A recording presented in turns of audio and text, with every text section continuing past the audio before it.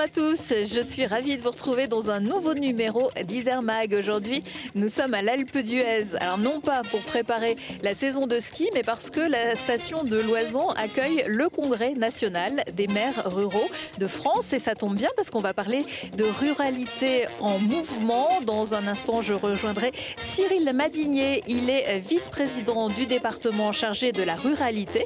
Il est également président de l'association des maires de l'Isère. Mais avant cela, pour tous les autres sujets, vous le savez, c'est la tradition. On regarde le sommaire.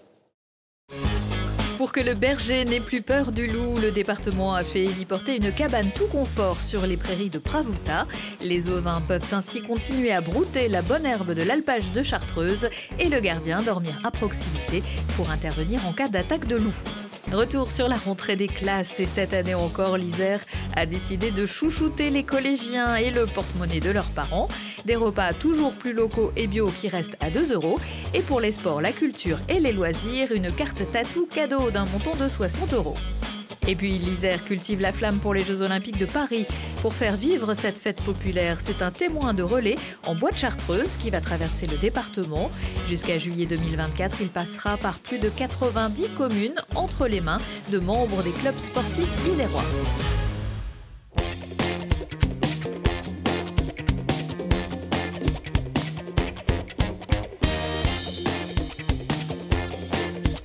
Bonjour Cyril Madinier. Bonjour à vous. Vous êtes vice-président du département, délégué à la ruralité et président de l'association des maires ruraux de l'Isère. Et grâce à vous, aujourd'hui, le bonheur est un peu dans le pré, puisque dans cette première partie de l'émission, il va être question de ruralité. Mais comment on définit une commune rurale ? Une commune rurale, c'est déjà, on le définit en fonction du nombre de population. Je dirais au niveau de l'INSEE, c'est moins de 3500 habitants, déjà dans un premier temps. Après, il n'y a pas que ça. Je dirais, on regarde aussi le principal acteur économique de nos communes rurales, ce qui est l'agriculture. Et puis après, bon, c'est vrai, c'est la taille de la commune, c'est l'emplacement de la commune. Voilà. Est-ce qu'il y a beaucoup de communes rurales en Isère ? Les 3/4 des communes iséroises sont rurales. Donc c'est un territoire avec des grandes villes, mais aussi beaucoup de petites communes rurales. On peut d'ailleurs noter que 36% des Isérois vivent en milieu rural. Et vous êtes donc vice-président à la ruralité. C'est un poste qui n'a pas toujours existé dans le département. Est-ce que c'est un signe fort ? Écoutez, c'est un choix fort du président et de son exécutif au moment de l'élection de 2021 de mettre un vice-président délégué à la ruralité. Bien sûr que c'est important, bien sûr que c'est un signe fort et bien sûr que le département aime sa ruralité. Et donc moi je m'efforce au quotidien, je dirais, à défendre le principe de la ruralité. En plus au niveau de ce congrès, les villages d'avenir, donc une ruralité qui évolue, qui est en mouvement. Comme vous pouvez le voir sur l'affiche d'Isère Magazine, c'est vraiment la ruralité en mouvement qui est capable d'évoluer, mais garder quand même ses traditions. La charte départementale de la ruralité a été signée à l'unanimité le 30 juin. Pourquoi elle a été faite, cette charte ? Elle s'adresse à qui ? En fait, la charte départementale de la ruralité est un outil opérationnel à l'endroit des maires. C'est vraiment une aide qu'on va apporter aux différents maires élus des conseils municipaux qui pourra l'adapter en fonction de son territoire. Et cette charte, je dirais, devra évoluer au fil de temps et en fonction de la volonté de chacun. C'est un petit peu une boîte à outils, on peut venir y piocher des idées. Alors il y a énormément de choses, c'est une 40aine de pages sur des sujets aussi divers et variés que la biodiversité, l'agriculture, des tas de choses. Est-ce que vous avez quelques idées d'exemples comme ça ? Alors, je vais vous donner un exemple, moi qui me tient vraiment à cœur. On parle du monde associatif. Moi, le monde associatif, je le connais, je vis avec en tant que maire d'un petit village. Vous savez, sans les associations, nos villages meurent. Et donc le fait qu'on fasse un focus sur le monde associatif, c'est quand même le maintien du lien social dans nos villages. Et je pense qu'au niveau de la strate départementale, c'est très bien de la promouvoir et il faut qu'on aille de l'avant dans ce sens. Dans cette charte, il est aussi question des néo-ruraux. Depuis le Covid, notamment, il y a de plus en plus de gens qui quittent la ville pour venir habiter à la campagne. Et il faut pouvoir concilier tout ce monde. Bien sûr. Les néo-ruraux, quelque part, c'est une chance pour la ruralité. C'est vraiment une chance parce que moi, je suis un fervent défenseur du maintien de nos écoles dans nos villages, si vous voulez. Parce qu'autrement, sans école, les villages meurent. Et après, il faut les accueillir, il faut savoir les accueillir le mieux possible. Et c'est vrai que dans la ruralité, parfois on a des codes, comme tout à l'heure je vous parlais de tradition, et la ruralité c'est quand même un haut espace de liberté. Donc je pense que chacun peut vivre de ses passions sans choquer personne, je dirais quelque part. Nos amis agriculteurs travaillent, donc ont besoin d'espace. Donc c'est leur vie, hein, je dirais quelque part. Mais derrière, il faut quand même accepter. Il faut qu'il y ait des contreparties, si vous voulez, quelque part. Mais rassurez-vous, les nerfs ruraux sont toujours bien accueillis chez nous. Parce que nous, on aime passionnément les gens. Et moi, ce que je peux dire, si des personnes issues de la ville, la charte départementale de la ruralité n'est pas là pour opposer l'urbain au rural, bien au contraire. Et en fait, on est là pour accueillir. Mais d'où l'importance des associations. Venez chez nous, vous serez toujours bien accueillis, mais il y a quand même des contreparties. Alors on est très bien accueillis aussi ici au Congrès national des maires ruraux de France qui se déroule donc en Isère, c'est une reconnaissance. Bien sûr, bien sûr. Et puis, la dernière fois que le Congrès des maires nationaux ruraux a eu lieu en Isère, c'était en 2008 à Autran. Et donc c'est vrai, sur ce mandat, et je remercie Michel Fournier, donc le président des maires ruraux de France, de nous permettre de l'organiser sur ce beau notre département de cœur, quelque part. Et je dirais le fait qu'on vienne à l'Alpe d'Huez, je veux dire, on a pris de la hauteur. Et derrière, on prend de la hauteur, et puis derrière, on a de l'espace. Mes collègues maires arrivent, et les partenaires arrivent le vendredi, posent la voiture, et récupèrent la voiture le dimanche. Ça, c'est de l'écologie. Mais nous, on le fait, parce que nous, on est pragmatiques. Et ce congrès, c'est aussi l'occasion de mettre en avant les spécificités locales. Bien sûr, bien sûr, bien sûr. Mais on va le faire. Donc je vous dis, on va passer 3 jours très agréables ici à l'Alpe d'Huez. Alors vous l'avez un petit peu laissé sous-entendre, vous êtes maire d'une petite commune qui s'appelle Flachère, qui est dans le secteur de la Tour du Pin. Il y a combien d'habitants à Flachère ? Alors, sur la commune de Flachère, nous avons 560 habitants. Donc c'est vrai, c'est une petite commune rurale où il fait bon vivre. Vous savez, à Flachère, je vais faire un peu la promotion de mon village. Une fois par an, on a une foire, ce qui s'appelle la foire au navet.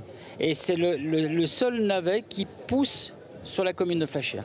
Vous savez, c'est un navet bien particulier. Et moi, je vous invite, chers auditeurs de Télé Grenoble, à venir nous rendre visite au mois de novembre. Et vous verrez, il y a un repas, c'est très festif. Et on passe toujours une belle journée. Parce que nous, la commune de Flachère, on sait accueillir. Parce que nous aussi, on aime les gens, passionnément. Cette fête du navet, c'est un de vos souvenirs marquants en tant que maire ? Il y a ça, mais il y en a de très nombreux.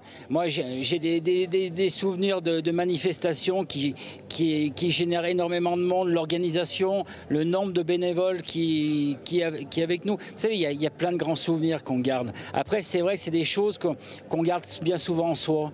Parce que, vous savez, on n'est pas toujours très expressif. Mais je veux dire, rien que le sourire des gens, le merci, ou le bonjour Cyril, parce qu'il n'y a pas de bonjour monsieur le maire sur la commune de Flachère, c'est bonjour Cyril, comment tu vas? Moi, pour moi, ça me suffit. Merci beaucoup Cyril. C'est moi qui vous remercie.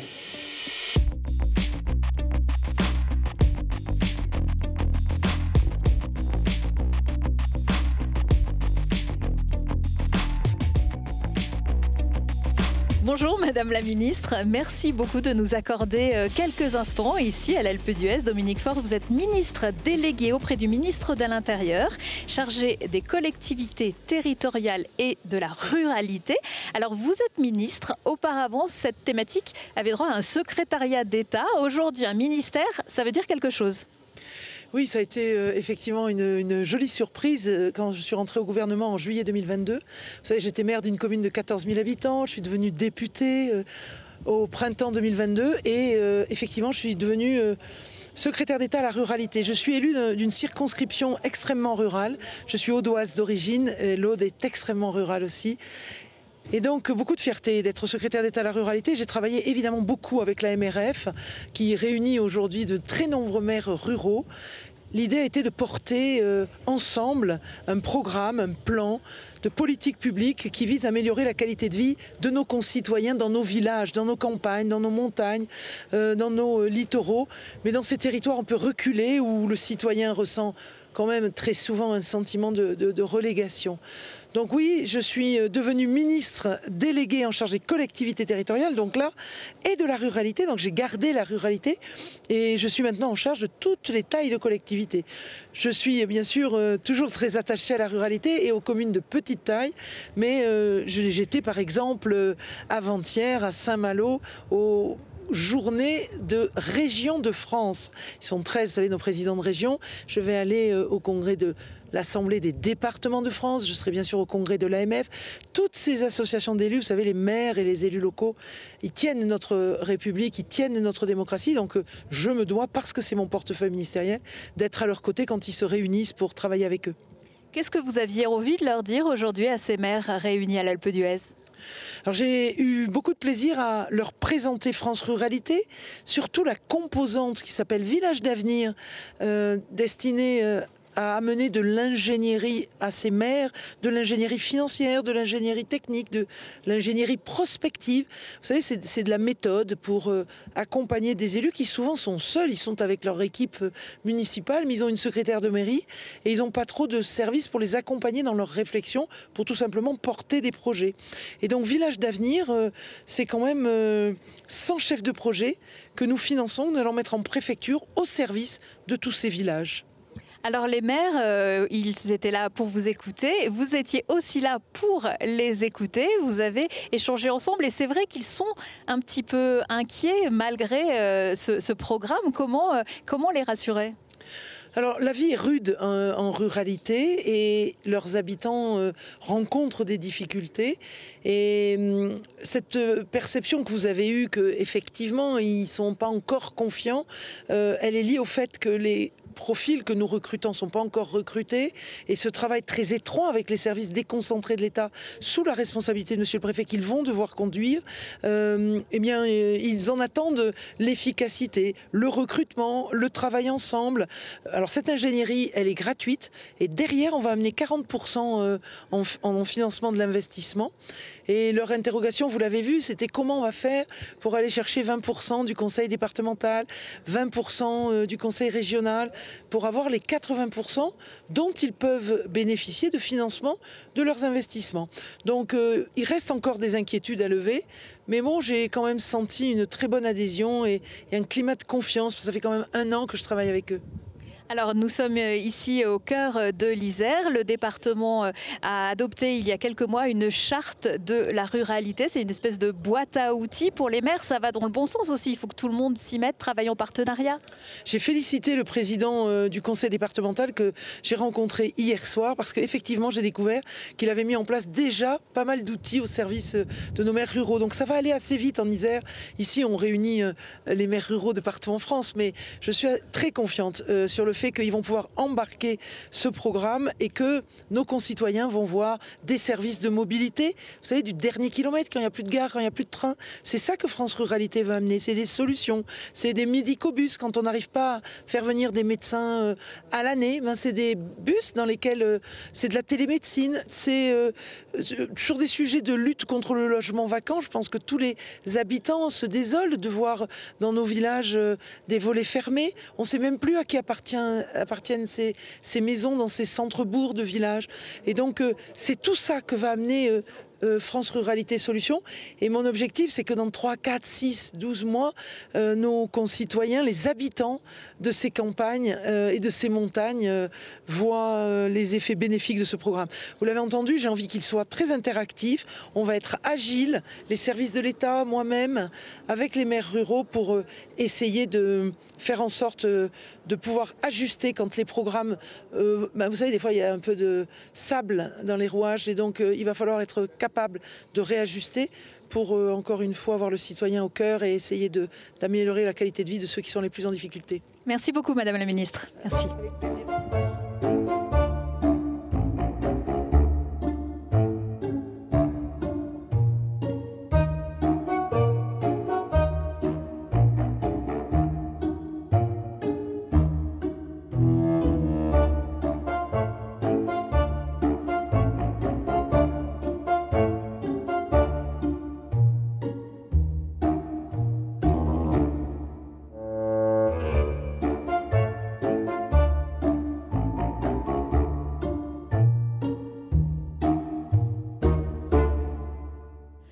Un sujet qui concerne évidemment plus les communes rurales que les villes, c'est le pastoralisme. On compte en Isère 176 alpages pâturés. En pâturant, les troupeaux contribuent à limiter les risques d'incendie en été et les risques d'avalanche en hiver. Une culture ancestrale que le département s'attache à préserver, notamment contre les attaques de loups. À l'été 2023, une cabane pastorale a été installée à Pravouta sur l'alpage du col du Coq en Chartreuse pour que le berger puisse toujours garder un œil sur ses 1350 moutons qui passent l'été au frais. C'est un reportage de Camille Avon. Moins de stress, moins de déplacements, être plus proche de ses bêtes, c'est ce qu'offre cette cabane. Cet abri pour les bergers a été installé sur les alpages du col du Coq dans le massif de la Chartreuse. Un berger y vit depuis 2 semaines. Pour lui, ce refuge rend son quotidien plus facile. Ça me permet, quand on est sur ce quartier-là, de ce côté, Pravouta, donc essentiellement les week-ends, de pouvoir rester là-haut, de ne pas faire des allers-retours entre mon chalet principal qui est un peu loin et ici. De pouvoir surveiller les bêtes la nuit si vraiment il y avait une attaque, s'il y avait du mouvement, de l'entendre et d'être à proximité, de pouvoir réagir aussi. Lit, réfrigérateur ou encore chauffage, cette cabane a été totalement aménagée pour le confort du berger. Les attaques de loups auraient augmenté sur le territoire du département, 22 meutes seraient présentes dans le Vercors et maintenant en Chartreuse. Alors pour le département, il est nécessaire de soutenir le pastoralisme en s'adaptant aux besoins des bergers. Il faut le faire dans de bonnes conditions, s'adapter aux conditions, celles de la prédation du loup, s'adapter aussi aux besoins et aux nécessités du travail du berger, qui est un travail pénible, fatigant, stressant. Donc il faut qu'on mette en œuvre tout ce que l'on peut pour faire en sorte que ce soit acceptable pour lui. En complément de cette cabane, un dispositif appelé le berger d'appui a été mis en place pour que les bergers puissent trouver des moments de répit sans laisser leurs bêtes à l'abandon. Cette année, c'est une bergère qui viendra leur offrir son aide. Elle va être envoyée sur les alpages qui ont un besoin ponctuel parce que le berger n'est pas arrivé, parce qu'il est malade, il faut le remplacer, parce qu'il y a trop de prédation et qu'il faut du renfort et il faut du soutien, ou n'importe quel incident de la vie d'un berger. Cette cabane a été financée par le département à hauteur de 20 000 €, des dispositifs qui pourront peut-être aider le quotidien des bergers. Et le plus grand pâturage de France se trouve justement en Isère, c'est l'alpage du Sénépi en Matésine.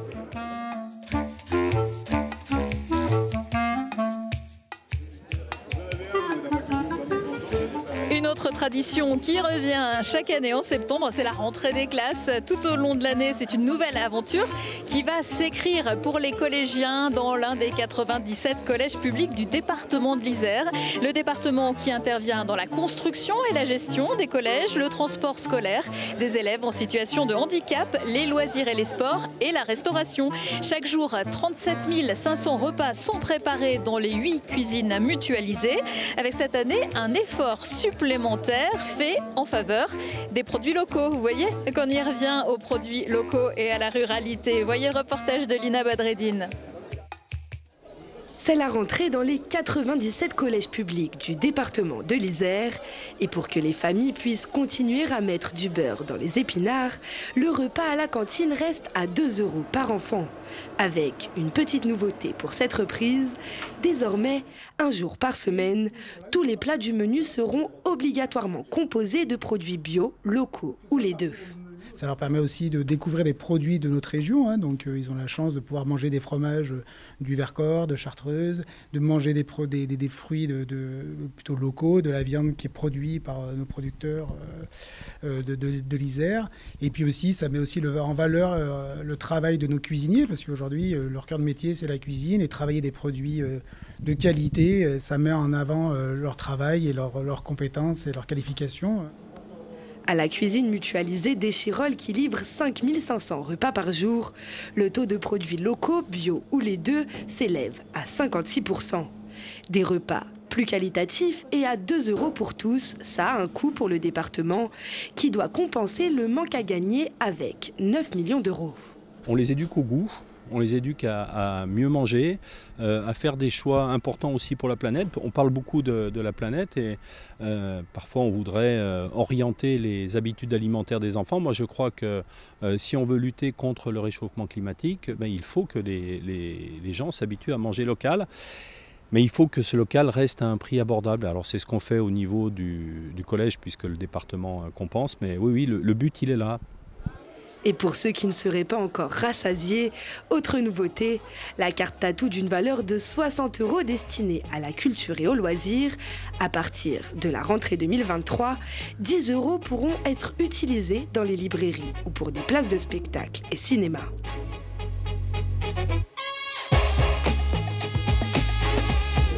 Et voilà, et comme j'ai été très sage cette année, j'ai demandé au Père Noël un abonnement à Isermag. Et avec la caisse d'allocation familiale, ce montant peut même atteindre les 120 €. Et pour revenir à nos assiettes, le département s'engage à maintenir le cap de 100% local ou bio pour 2028. Voilà, j'ai trouvé refuge dans une cabine de téléconsultation pour vous parler santé publique et collège égale prévention. C'est l'addition du jour. À partir de cette rentrée, la vaccination contre le papillomavirus est généralisée pour les élèves de 5e. Elle est gratuite et non obligatoire. Le département de l'Isère avait pris les devants dès 2018 avec une campagne de communication auprès des jeunes filles de 11 à 14 ans. Cette campagne a été élargie en 2021 aux garçons. Et en avril dernier, des collégiens de Saint-Martin-d'Air avaient bénéficié de cette initiative pilote. Voyez le reportage de Théo Laroche. Coqueluche, méningite ou encore tétanos, les jeunes sont-ils au point? En tout cas, ils ont eu droit à une piqûre de rappel au collège Henri Vallon de Saint-Martin-d'Air. À travers des jeux ludiques comme ce jeu façon Trivial Poursuite, les jeunes ont aussi parlé des risques liés au papillomavirus, l'IST responsable chaque année de 6000 cancers. Vu comme ça fait un peu peur, mais on sait qu'une fois qu'on s'est fait vacciner, on est plus tranquille. Le papillomavirus, le cancer, tout ça, ça me fait un peu peur quand même. Mais comme il y a des moyens de se soigner et comme a dit Laura, le vaccin, je suis un peu plus tranquille. J'ai déjà fait le papillomavirus au collège pour la journée de la sensibilisation. Moi, je vais le faire bientôt avec mon médecin. Le but de la journée était aussi de retrouver de la confiance dans le vaccin, décrié par beaucoup au moment de la pandémie de Covid.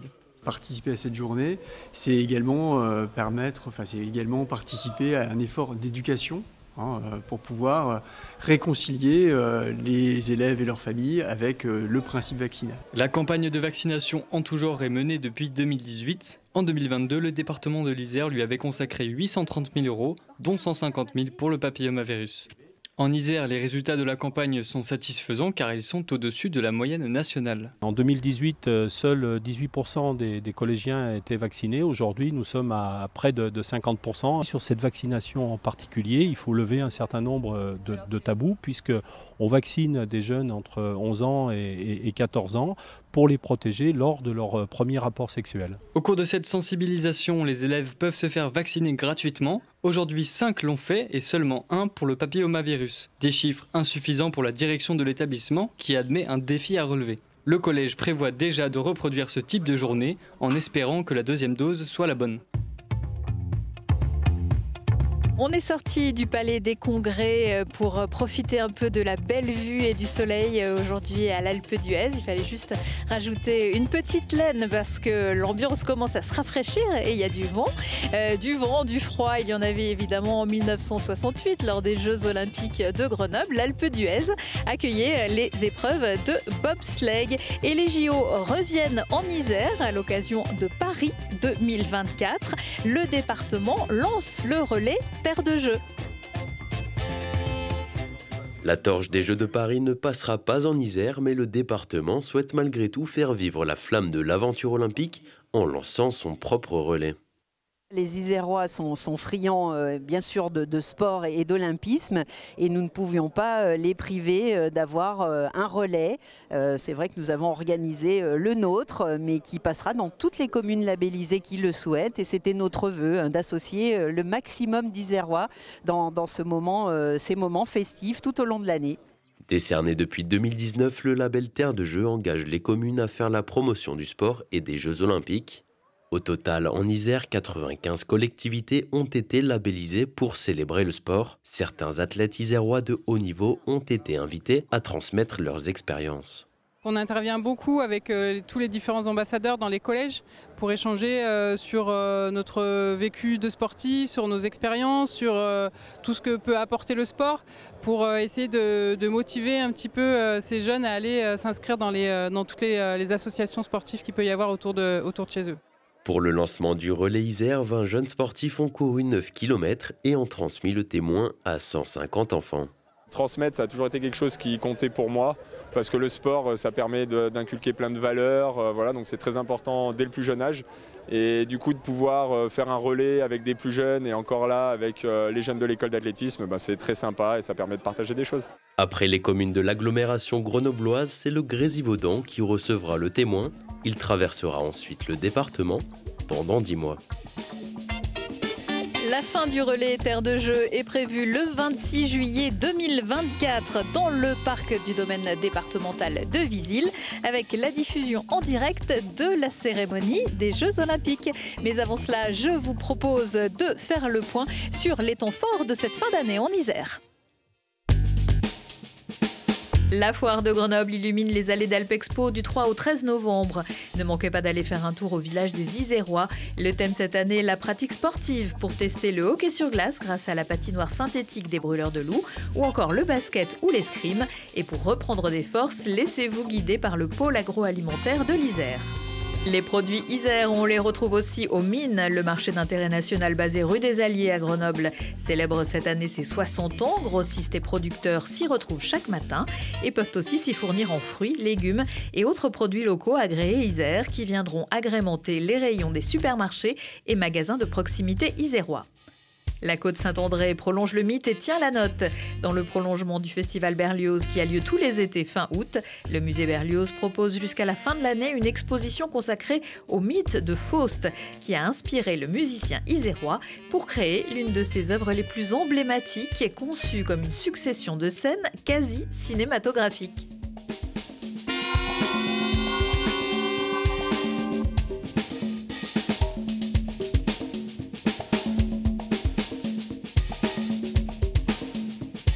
C'est ainsi que s'achève ce numéro d'Isère Mag. Retrouvez-nous en replay sur télégrenoble.net et sur isère.fr, un site sur lequel vous retrouvez une mine d'informations, tout comme dans le journal papier Isère Mag. Merci de nous avoir suivis. À très bientôt. Moi, je vais chercher la neige.